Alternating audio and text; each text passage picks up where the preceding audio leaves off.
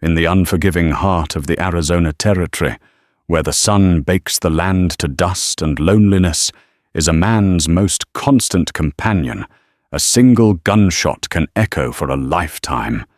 This is the story of Cole Garrett, a man walled off from the world by grief, whose solitude was shattered by a discovery in a storm, a woman caught between two worlds, speaking a language he couldn't understand. She was dying. He saved her. But in saving her, he ignited a firestorm of greed, prejudice, and violence. What he didn't know was that her people had a name for a man who provides shelter and protection. They call him husband. The wind was a foul-tempered beast clawing at the walls of Cole Garrett's cabin. It howled down from the Chiricahua Mountains, carrying the grit of 1,000 desolate miles and the promise of a cold, hard rain. For Cole, the sound was a familiar lullaby. Solitude had been his only bride for 5 years, ever since the fever took his wife Martha and their boy Daniel. He'd built this homestead with his own 2 hands, driven by a grief so profound it had hollowed him out, leaving only the shell of a man who knew how to work, how to endure, and how to be alone. His world was the creak of worn leather, the smell of pine and horse sweat, and the vast, aching silence of the plains. He worked from can't-see to can't-see, his calloused hands a testament to a life of relentless toil. The small herd of longhorns was his, the well he dug was his, and the patch of unforgiving earth he called a farm was his. They were meager possessions, but they were a wall he'd built around his heart, a fortress of labor to keep the ghosts at bay. Tonight the ghosts were restless. The storm was worse than usual. Lightning cracked open the sky, illuminating the stark landscape in flashes of brilliant skeletal white. Thunder followed a cannonade that shook the very foundations of the cabin. His horse Balthazar whinnied nervously in the small, sturdy barn. Cole rose from his simple wooden chair by the hearth, the warmth of the fire a small comfort against the rage outside. He pulled on his heavy duster, the oilcloth cool against his skin. He needed to check on the horse, ensure the barn door was holding fast. Stepping outside was like walking into a physical assault. The wind tore at his hat, and the first drops of rain, fat and cold, stung his face. He cinched his hat down and leaned into the gale, his boots sinking into the quickly softening mud. He made it to the barn, soothed the agitated horse with a low murmur and a firm hand, and checked the latch on the door.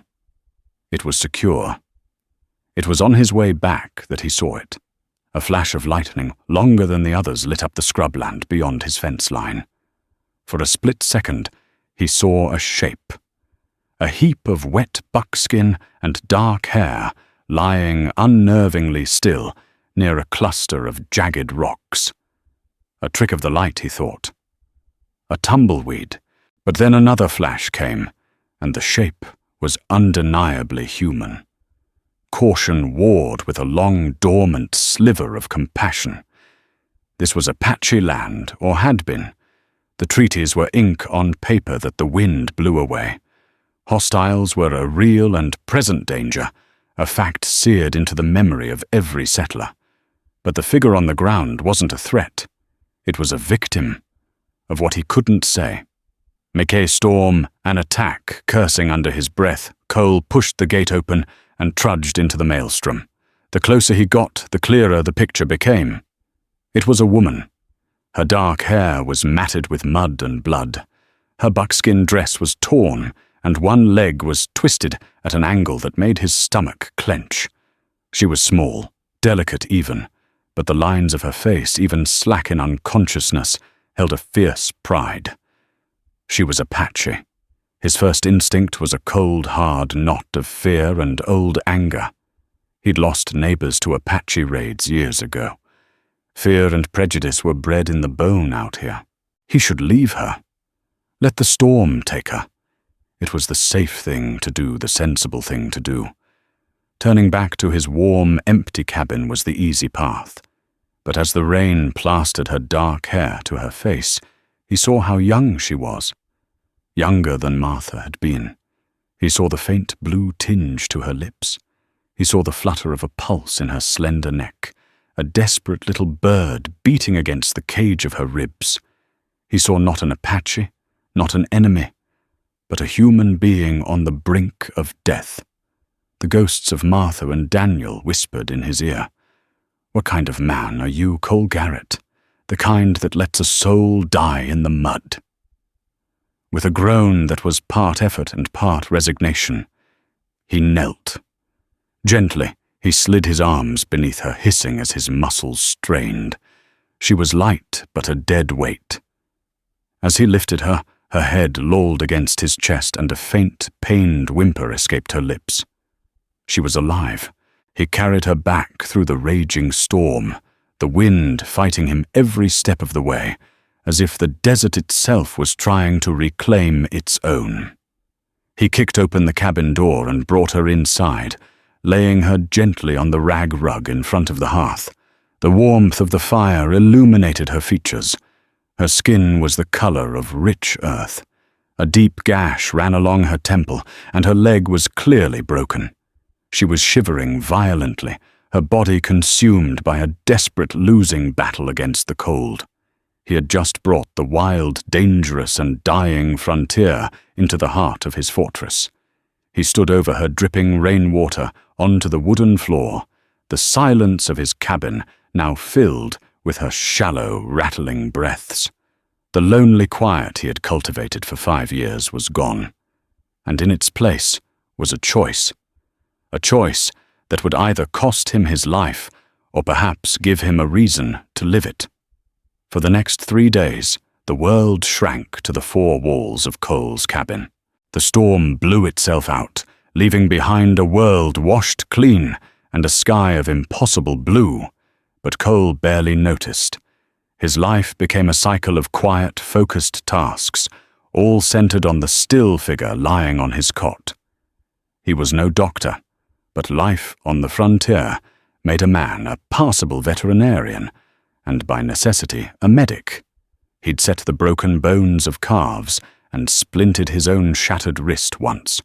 With grim determination, he worked on the woman.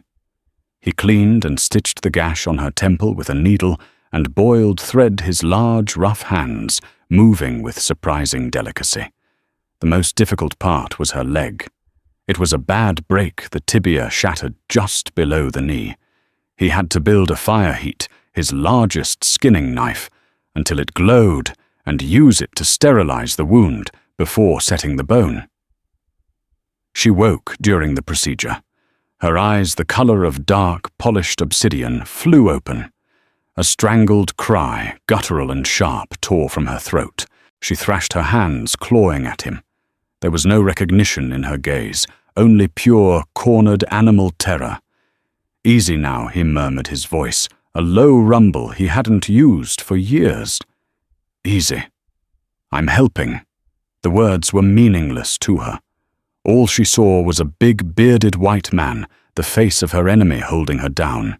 He pinned her as gently as he could, his weight holding her steady, while he worked, quickly, binding the splints he'd carved with strips of clean linen. The pain must have been excruciating. She finally passed out again, leaving him sweating and trembling, the smell of burnt flesh and fear hanging heavy in the air. He moved her to his own cot, taking the floor for himself. He fed her broth, spooning it between her lips when she was conscious enough to swallow. He cleaned her wounds with whiskey and fresh water from the well. He watched as the fever took hold, her body burning with infection.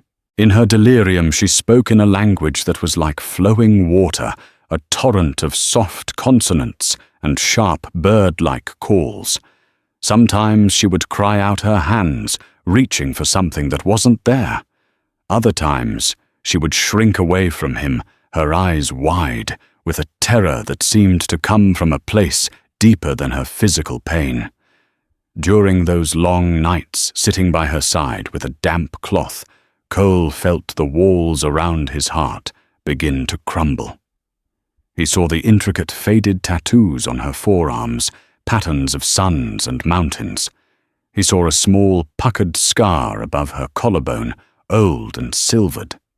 Each mark told a story he couldn't read. He began to see her, not as a savage, the word spit with such venom in town, but as a woman with a history, with a people with a life that had been violently interrupted. On the fourth day the fever broke. He woke to find her watching him. The terror in her eyes was gone, replaced by a wary, intelligent curiosity. She was weak, but her gaze was sharp, analytical. She was assessing him, the cabin, her situation. He offered her water in a tin cup. She took it her hand, shaking slightly, and drank. The silence was thick with unspoken questions. He pointed to his chest. Cole. She watched his lips, then looked into his eyes. She remained silent. He tried again, pointed to the water, the fire, the bread he was baking. He named each one. Water, fire, bread. A flicker of understanding. She looked at him, then touched her own chest with a slender finger. Her voice was soft, husky, from days of disuse. Nita. It was the first bridge between their worlds. Cole. Nita. In the days that followed, a fragile routine was born. He would hunt and tend to his cattle while she rested her leg propped up on a pillow. When he returned, he would find she had tried to do something, fold his spare blanket, organize the tin plates, or simply drag herself to the chair by the fire. She was fiercely independent, her pride warring with her body's betrayal. Communication was a slow, clumsy dance of gestures and sounds. He learned that a sweeping motion of her hand meant the mountains where she came from. She learned that the ringing of his triangle meant food was ready. He drew a crude picture of a cow in the dirt. She responded by drawing a graceful deer. One afternoon, he was cleaning his rifle, the metallic scent of oil filling the cabin. Nita was watching him intently. She pointed to a long, faded scar on his forearm, a jagged line from a Comanche arrow years ago. Her touch was feather-light. Cole's breath hitched. No one had touched him with such gentleness in 5 years. He looked at the scar, and the memory, usually a source of grim pride, became a source of pain. Comanche, he said the word like a stone in his mouth. Nita seemed to understand the essence of it. She gently traced the scar, then pulled back the sleeve of her dress, revealing a brutal circular scar on her own shoulder, a brand of some kind he hadn't noticed before. She said a single word in her own tongue, a word that sounded like steel and sorrow. She didn't need to translate. Cole understood. They were both survivors. They both spoke the language of scars. One evening he brought her a bowl of venison stew. She ate hungrily, her strength slowly returning. When she was finished, she looked at him, her dark eyes holding his. She gestured to him, then to the cabin, the food, the fire. She then touched her own chest and then his. And then she spoke a single clear word. He didn't understand its literal meaning, but the tone was one of profound declaration. "In-law Jean," she said, her voice soft but firm. He just shook his head slightly, a small, confused smile on his face. "I don't know what that means, Nita." She repeated it more insistently this time. She pointed at him. "In-law Jean." He would not understand the weight of that word for some time. In her culture, a man who takes a woman into his home, who protects her, who provides for her, who tends her wounds, there was a name for that man. There was a role he had unknowingly accepted. She was not merely naming him. She was claiming him. In her eyes, in the tradition of her people, Cole Garrett was now her husband. The flour sack was nearly empty, and the salt pork was gone. Nita was growing stronger, her appetite returning, and Cole's meager supplies were dwindling faster than he'd anticipated. A trip to Picket Post was unavoidable. He dreaded it. The town was a necessary evil, a place of suspicion and sharp glances. A man like Cole, who kept to himself, was a curiosity. A man harboring an Apache woman would be a pariah, or worse, a target. He explained his departure to Nita, with gestures pointing down the long dirt track towards the distant hazy shape of the town, then holding up the empty flour sack. He mimed riding Balthazar and returning. A shadow of fear crossed her face. She had seen what men like him, white men, were capable of. She clutched his arm, her grip surprisingly strong, and spoke a torrent of soft, pleading words in her language. "I'll be back," he said, touching her hand reassuringly. "Before sundown, I promise." He pointed to the sun tracing its path across the sky to the west. "I promise." He left her with his spare pistol, a heavy 1860 Army Colt. He wasn't sure if she knew how to use it, but the weight of it in her hands seemed to give her some comfort. He barricaded the door from the outside in a way she could easily unlatch from within a small measure of security that did little to ease the knot in his stomach. The ride to Picket Post was 3 hours of dust and heat. The town itself was little more than a single dusty street, flanked by a dozen sun-bleached wooden buildings, a saloon, a general store, a blacksmith, and the sheriff's office. It was a town built on desperation and fleeting hope, a magnet for men running from something. As he tied Balthazar to the hitching post outside Abernathy's general store, he could feel the eyes on him. The loafers on the porch of the saloon stopped their whittling.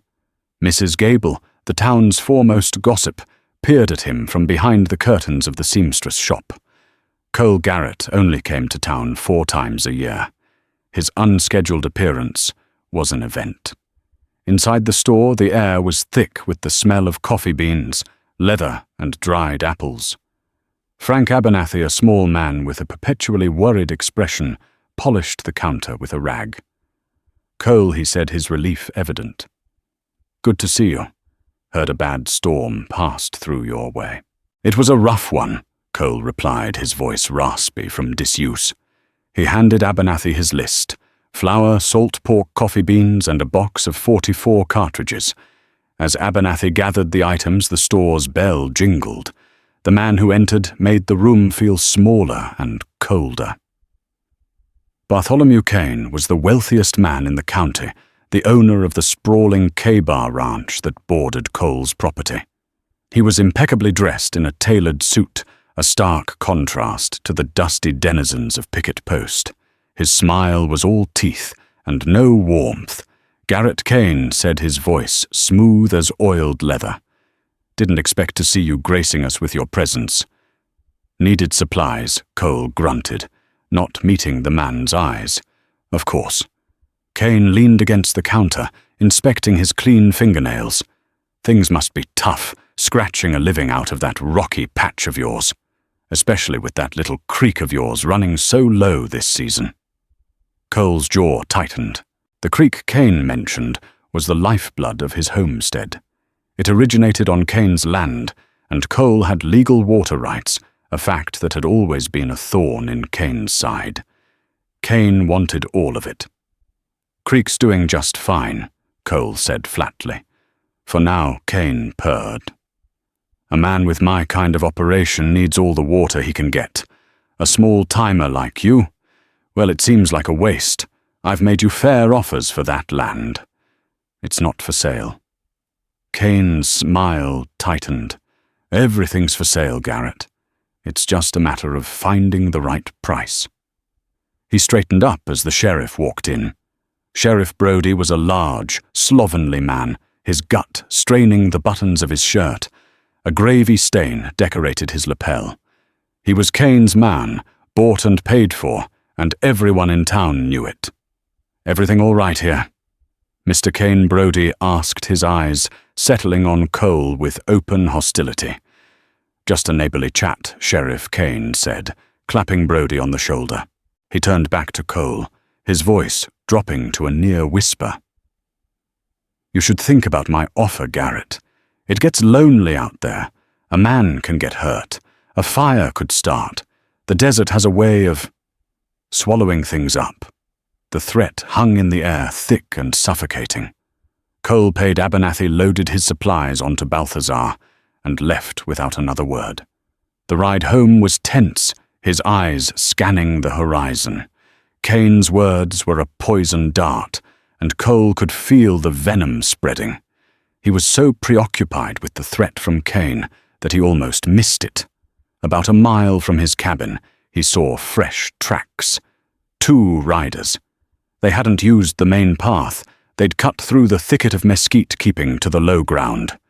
They were trying to be unseen. A cold dread washed over him. He spurred Balthazar into a gallop, his heart pounding against his ribs. He burst into the clearing, and his blood ran cold. The corral fence was cut, the rails lying splintered on the ground. His small herd of cattle was gone. And on his cabin door, smeared in what looked like animal blood, was a crude drawing of a stick figure hanging from a noose. He threw the door open, his pistol drawn. Nita. She was there, huddled in the corner, clutching the heavy Colt he'd given her. Her eyes were wide with terror, but she was unharmed. She ran to him, speaking frantically in her language, pointing towards the door and the empty corral. He didn't need a translation. He understood perfectly. This was Kane's first move, a warning. He had underestimated the man's ruthlessness. He held Nita, his arms wrapped around her trembling shoulders. He had tried to build a fortress against the world, but the world had come crashing in. And now he wasn't just defending a piece of land and the memory of his family. He was defending the living, breathing woman in his arms. The threat wasn't just a shadow anymore. It had a name, and it had left its bloody mark on his door. The attack changed everything. The silent, fragile peace of the cabin was replaced by a taut, watchful vigilance. Cole spent the next day tracking his cattle, finding them scattered miles away, thankfully unharmed. It had been a scare tactic, a demonstration of Kane's reach. When he returned exhausted and angry, he found Nita had been busy. She had used a knife to scrape the blood drawing off the door, scrubbing the wood clean. She had found his whetstone and was methodically sharpening every knife and axe head he owned, her movements precise and practiced. There was a grim determination in her eyes that mirrored his own. She was no longer just a patient recovering from an injury. She was a partner in a siege. Her leg was healing. She still used a crutch he'd fashioned for her, but she was mobile, her movements becoming more fluid each day. The forced proximity and shared danger began to forge a bond stronger than any spoken language. Their conversations were still a tapestry of gestures and single words, but a deep, intuitive understanding was growing between them. He taught her the English names for things. Pointing, he'd say, sky. She would repeat it, her pronunciation soft and melodic. Sukai. Then she would point and say her own word for it, Yadil Heel. In turn, she taught him about the world he only thought he knew. She showed him which plants were edible, which roots held water, and which leaves, when crushed, could soothe an insect bite. One afternoon, she limped out to the small creek bed, and using a sharpened stick, dug up a series of small, muddy tubers. She washed them and roasted them in the fire's embers. They tasted sweet and smoky, more nourishing than any potato he'd ever grown. He had been slowly starving on a land that was to her a banquet. Their evenings fell into a comfortable rhythm. After their meal, he would oil his guns while she worked on mending his clothes with a skill that put the town seamstress to shame. Sometimes he would take out the small, worn Bible that had been Martha's. He wouldn't read from it, but he would run his thumb over her name on the inside cover. Nita would watch him, her expression unreadable but gentle. She seemed to understand it was a ritual of grief. One night she gestured to the book. Then she touched her own heart and made a motion like something flying away. She was asking about his loss. It was a door he had kept bolted shut for 5 years. But looking at her, at this woman who had her own deep well of unspoken loss, he found himself wanting to open it. He spoke softly, not caring if she understood the words, but hoping she would understand the tone. Her name was Martha, my wife, and we had a son, Daniel. He looked into the fire, the flames dancing like ghosts. The fever took them both in the same week. The doc said there was nothing to be done. It just burned through them. Nita listened, her head tilted. She reached out, and for the second time touched his scar. Then she touched her own branded shoulder. She pointed out the window towards the vast, dark expanse of the territory. She made a motion like a great fire then, like people falling, scattering. She spoke a name, Goyakla. Then another, Kaskiye. Cole pieced it together from whispers and rumors he'd heard over the years. Goyakla. Geronimo. Kaskiye. The Mexican soldiers at a place called Llanos. She was telling him about the massacre of her own people, her family. She was showing him her own scars, not the ones on her skin, but the ones on her soul. In that moment, they were not a white man and an Apache woman. They were just two people fluent in the universal language of loss, finding a strange and unexpected solace in each other's presence. He started sleeping on the floor by the door, a rifle next to his hand, a silent guardian. One morning he woke to find a second blanket, his spare one, laid over him. Nita was already awake, stoking the fire, the early morning light catching the quiet strength in her profile. The word she had used before, in-law Jean, became more frequent. She would say it when he brought back a rabbit for the stew pot. She would say it when he reinforced the barn door. He began to suspect it meant more than just coal.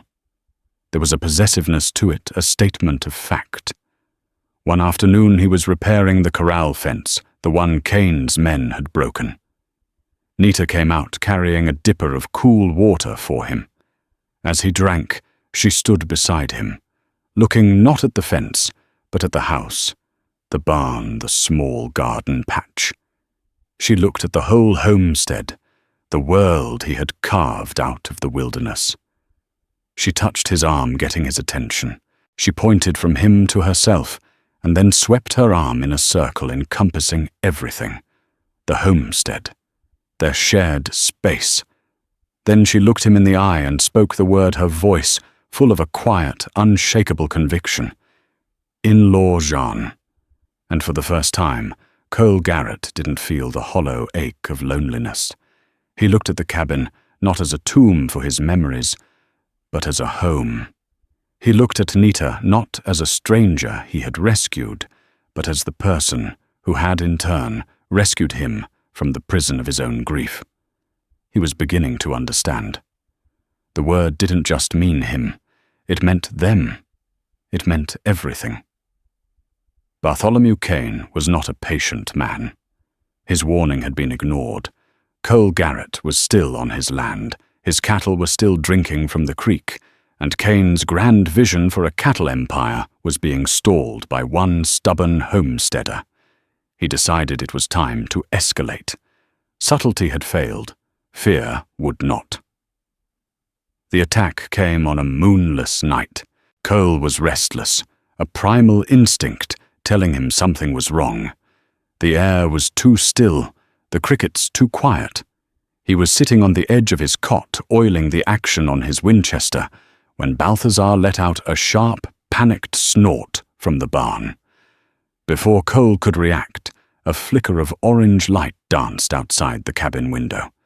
It grew with terrifying speed, casting flickering demonic shadows across the room. "Fire," he yelled, grabbing the rifle. Nita was already moving. Her injured leg was nearly healed, and she moved with a swift, silent grace. While Cole burst out the front door, she ran to the water barrel by the hearth, grabbing the 2 heavy buckets. The sight that met Cole's eyes was a vision from hell. The barn was ablaze, flames licking up the dry timber walls, roaring into the night sky. 3 figures on horseback were silhouetted against the inferno. One of them, a lanky man Cole recognized as one of Kane's hired guns. Lyle threw a second torch onto the roof of the cabin itself. Panic, cold and sharp, seized Cole for a second. The barn held his horse, his tools, his winter hay, his entire livelihood. The cabin held Nita. It held everything he had left in the world. A gunshot cracked the night, a bullet whining past Cole's ear and thudding into the cabin wall. They weren't just trying to scare him off, they were trying to kill him. He dropped to one knee, leveled the Winchester, and fired. The shot went wide, but it sent the riders scattering for cover behind the water trough. "Need to get water on the roof," he shouted, hoping she understood the urgency, if not the words. She did. She emerged from the cabin, her body low to the ground, and hurled the contents of the first bucket onto the spreading flames on the cabin roof. The fire hissed and sputtered, momentarily beaten back. Cole laid down suppressing fire, working the lever action of his rifle with a speed born of desperation. He wasn't aiming to kill just to keep their heads down. He needed time. Balthazar was screaming from inside the barn, a sound of pure terror that tore at Cole's heart. "Cover me!" he roared, knowing Nita would grasp his intent. He broke from the cover of the porch and sprinted towards the burning barn. A bullet kicked up dirt at his feet. He saw Nita from the corner of his eye raise his heavy Colt pistol with both hands, brace herself against the doorframe and fire. The shot was surprisingly steady. It struck the water trough with a loud pang, making the riders flinch. It was the opening he needed. He reached the barn door, the heat so intense it felt like his skin was blistering. He threw the heavy bar and yanked the doors open. A wall of smoke and heat rolled out. Inside, Balthazar was wild-eyed, rearing and kicking at his stall. "Easy, boy, easy," Cole choked, tearing his bandana from his neck and tying it over his mouth and nose. He plunged into the smoke, grabbing the horse's halter. Balthazar fought him, crazed with fear. Cole spoke to him in a low, calming litany, the same words he'd used for years. And finally the horse yielded, allowing Cole to lead him out of the inferno. Just as they cleared the entrance, the main beam of the barn roof gave way, with a deafening crack collapsing inward in a shower of sparks and embers. He had gotten out with seconds to spare. He led the horse to safety behind the cabin and turned his attention back to the fight. Nita had already thrown the second bucket of water on the roof, but small fires were still catching on the dry shingles. The riders, emboldened, were advancing again. Cole saw Lyle raise his pistol, taking careful aim at Nita as she ducked back inside for more water. Rage, pure and white-hot, flooded Cole's veins. He brought the Winchester to his shoulder, the front sight finding Lyle's chest in the flickering firelight. He wasn't aiming to scare anymore. But before he could pull the trigger, something whistled through the air. A silent, dark streak. Lyle let out a choked scream and crumpled from his saddle, an arrow protruding from his shoulder. The other 2 riders stared in stunned confusion. A second arrow buried itself in the saddle of the third man's horse. The animal screamed and bolted, throwing its rider to the ground. The man scrambled to his feet and ran blindly into the darkness. Cole turned his rifle still raised, searching for the source of the arrows. Nita stood on the porch, not with a bucket, but with a bow. It was a simple, elegant weapon, one she must have crafted in secret from the supple branches of a juniper tree, using sinew from a rabbit he'd caught. In her hand, it was not a tool. It was an extension of her will. Her face illuminated by the dying flames of the barn was a mask of cold fury. She had an arrow knocked her eyes, scanning the darkness for the last rider. The last of Cain's men seeing his companions fall, and the fight turn so decisively, spurred his horse and fled into the night. The silence that descended was broken only by the crackle of the burning barn and Balthazar's nervous whinnies. The immediate threat was gone. Cole ran to Nita, his heart hammering. He checked her for injuries, his hands running over her arms and shoulders. She was fine, untouched. She looked from him to the smouldering fire on the cabin roof now, just a few wisps of smoke. Then she looked at the burning ruin of the barn. Her expression softened from fury to a deep, shared sorrow. She touched his chest right over his heart. He pulled her to him, burying his face in her hair, the smell of wood smoke and her own unique scent filling his senses. He held her tight, his entire body trembling with the adrenaline of the fight and the overwhelming relief of her safety. They had faced fire and fury together. He had fought to protect his home. But Nita had fought with a ferocity that went deeper. She had defended their home. They stood there for a long time, holding each other in the dark, the ruins of the old life burning behind them, forging something new and unbreakable in the embers. In the aftermath of the fire, a new reality settled over the homestead. The barn was a blackened skeleton, a constant ugly reminder of Cain's hatred. Cole and Nita worked together, salvaging what they could, a few scorched tools, a charred saddle blanket. They were rebuilding, but the sense of being under siege was a permanent resident. They slept in shifts, one always awake, always watching. The bond between them had been sealed in the fire. The quiet moments were no longer awkward silences, but a shared, comfortable peace. The word in-law, Jean, was now a term of endearment, spoken softly when she handed him a cup of coffee in the pre-dawn chill, or when he gently rebandaged her hand, which she'd burned slightly, dousing the flames. He didn't know the literal translation, but he knew its meaning. It meant mine. It meant home. About a week after the fire, Cole was on a ridge overlooking his property, his rifle cradled in his arms. He was watching the distant road to Picket Post, but his eyes were drawn to the mountains. The Chiricahuas stood like silent purple sentinels against the horizon. Nita's people were out there, a people he'd been taught to fear, but now he felt a strange connection to them through her. It was then he saw the rider, not from the direction of the town, but emerging from the foothills of the mountains. The rider moved with the fluid grace of a man born to the saddle his horse, a powerful paint that seemed to flow over the terrain.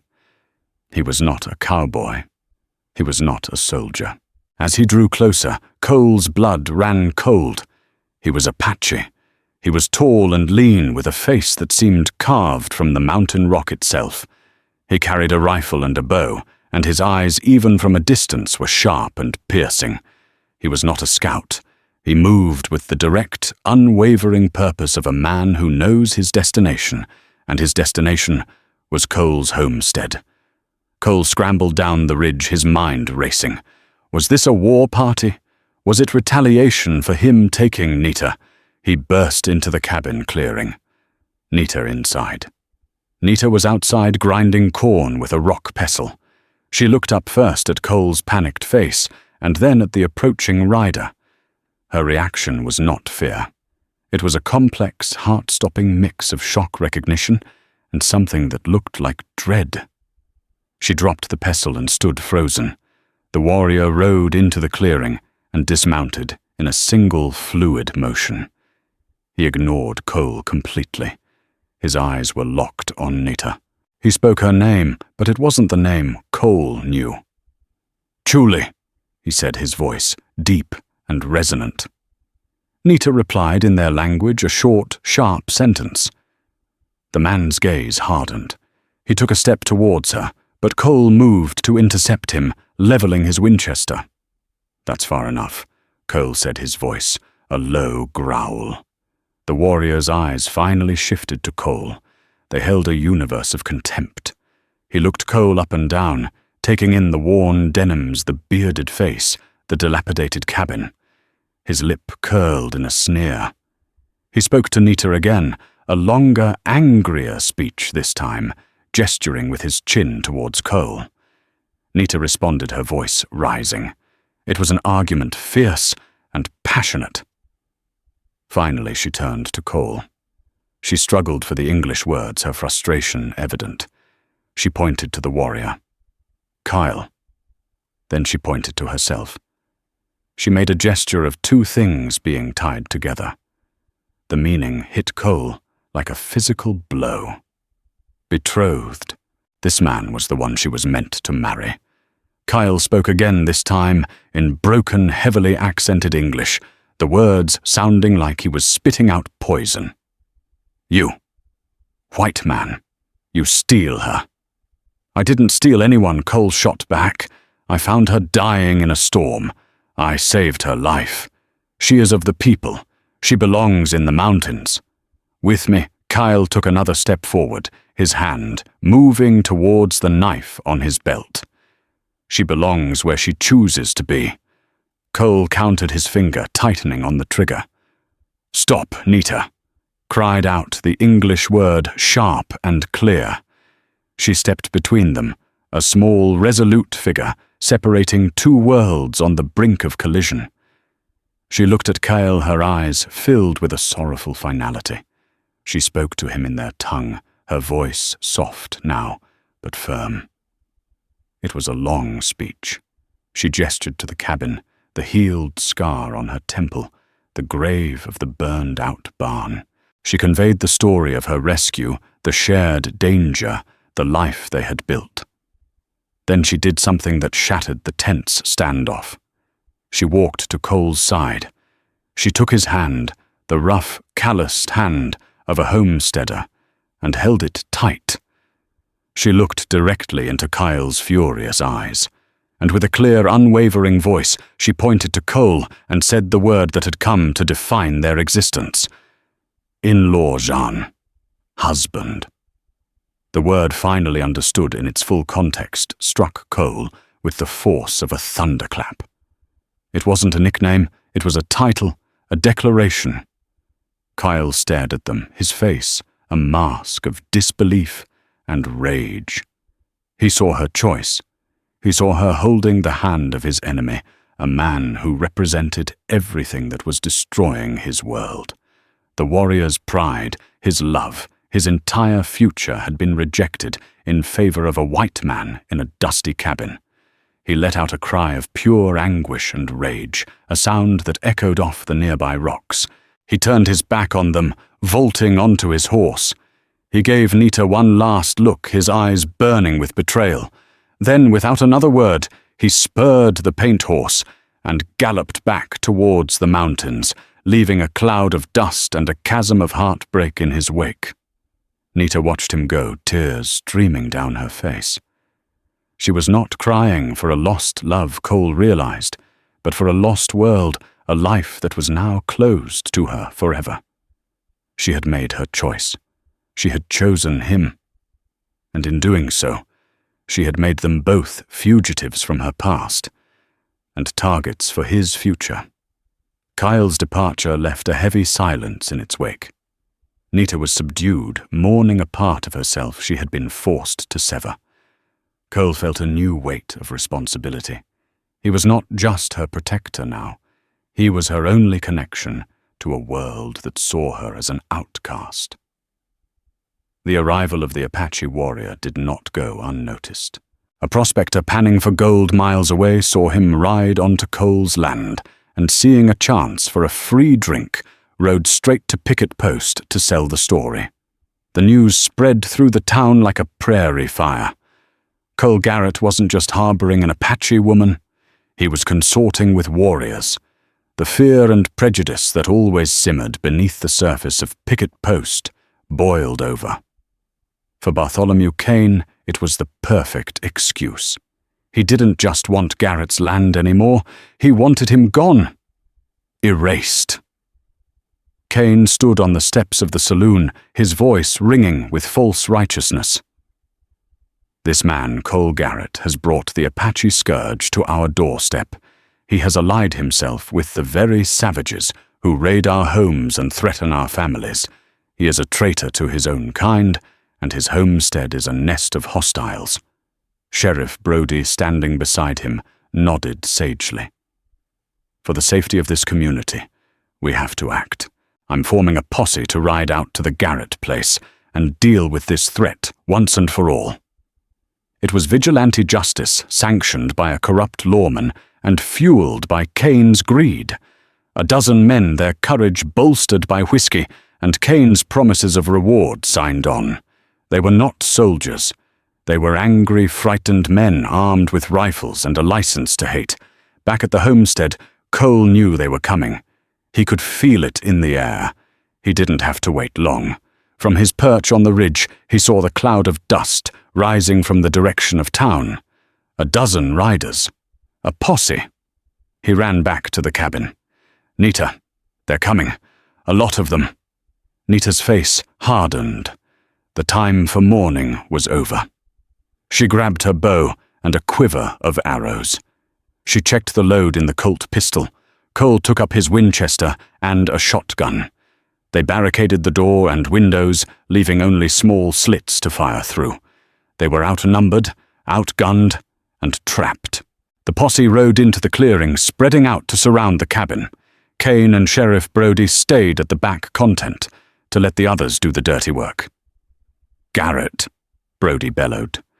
"Come on out with your hands up, you and the squaw. We'll give you a fair trial before we hang you." A coarse laugh rippled through the men. Cole's answer was a blast from his shotgun over their heads.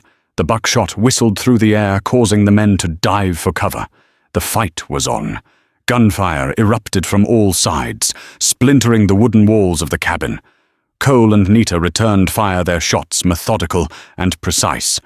Cole's Winchester cracked, sending one man scrambling for cover with a bullet through his arm. An arrow from Nita's bow flew from a window and buried itself in the leg of another man trying to flank the house. But they were a tidal wave. For every man they pinned down, two more moved up. The air filled with smoke and the deafening roar of guns. A bullet pierced the water barrel, and their precious water supply began to drain away. They were running out of time and ammunition. Suddenly, a new sound joined the fray, the thunder of a galloping horse, coming not from the direction of the town, but from the mountains. A high, piercing war cry cut through the gunfire. It was Cale. He burst from the trees on his paint horse, a rifle in his hands. He was not riding away from his pain. He was riding back into it to defend the woman he had lost. He had realized that his true enemy wasn't the lonely homesteader, but the greedy men who wanted to devour the whole landmen who would destroy Cole and Nita as surely as they had destroyed his own people. Kyle was a whirlwind of controlled fury. He galloped along the posse's flank, firing his rifle with deadly accuracy, forcing them to divert their attention from the cabin. His presence threw them into chaos. They had come to fight a cornered farmer, not a legendary Apache warrior in his element. The tide of the battle turned. With the pressure on the cabin, lessened Cole, and Nita could pick their targets. Cole took careful aim and shot the rifle from the hands of a man trying to light a firebrand. Nita's arrows became messengers of silent panic, pinning men behind rocks and trees. Kane, seeing his plan unraveling, drew his own pistol in a panic. He wasn't a fighter. He was a vulture. He saw Cale reload, and in that moment of vulnerability, took aim. Cole saw it happen. "Cale, look out!" he screamed. Kyle turned just as Kane fired. The bullet struck him high in the chest, knocking him from his horse. A guttural cry of rage and grief escaped Nita's lips.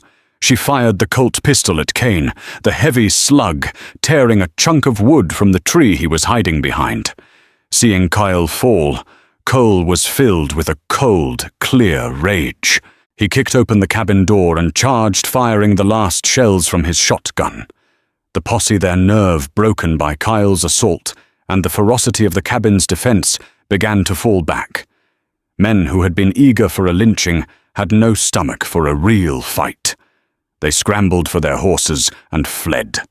Only Kane and Brody were left. Brody the coward tried to run, but a final, perfectly aimed arrow from Nita pierced his thigh, sending him screaming to the ground. Kane stood alone, fumbling to reload his pistol. Cole advanced on him, his face a mask of stone.